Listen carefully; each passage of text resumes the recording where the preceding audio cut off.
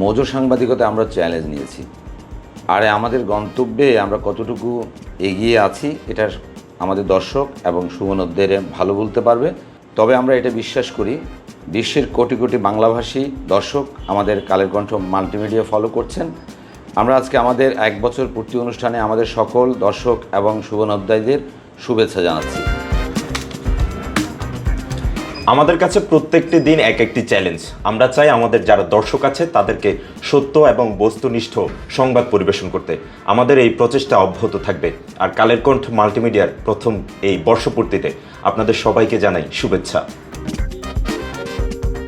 বিগত 1টি বছর যেভাবে চট্টগ্রামের ক্রীড়াঙ্গন থেকে শুরু করে সাংস্কৃতিক অঙ্গন এবং বিভিন্ন অঙ্গনে যেভাবে কালের কণ্ঠ মাল্টিমিডিয়া পদচারণ অব্যাহত রেখেছে, সেই পদচারণ আগামীতেও যেন অব্যাহত থাকে সেই প্রত্যাশা আমি নিজেও ব্যক্ত করছি একজন মাল্টিমিডিয়া রিপোর্টার হিসেবে।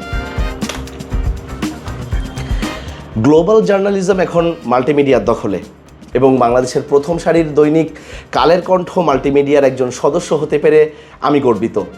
কালের কণ্ঠ মাল্টিমিডিয়ার প্রথম বর্ষপূর্তিতে কালের কণ্ঠের দর্শকদের জানাই শুভেচ্ছা।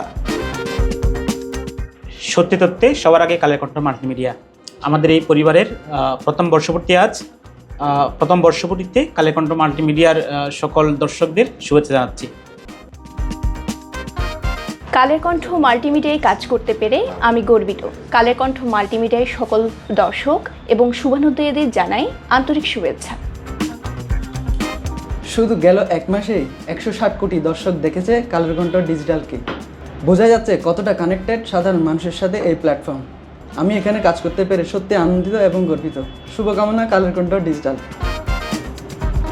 কালের কণ্ঠ মাল্টিমিডিয়ার প্রথম বর্ষপূর্তি উপলক্ষে সবাইকে জানাই আন্তরিক শুভেচ্ছা।